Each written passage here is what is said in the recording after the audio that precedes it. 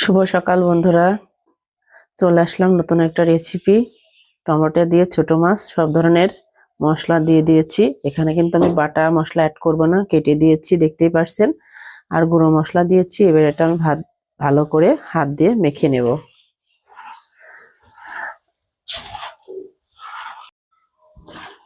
টমেটোটা মাখা হয়ে গেছে, এবারে তো আমি মাছ দিয়ে দেব।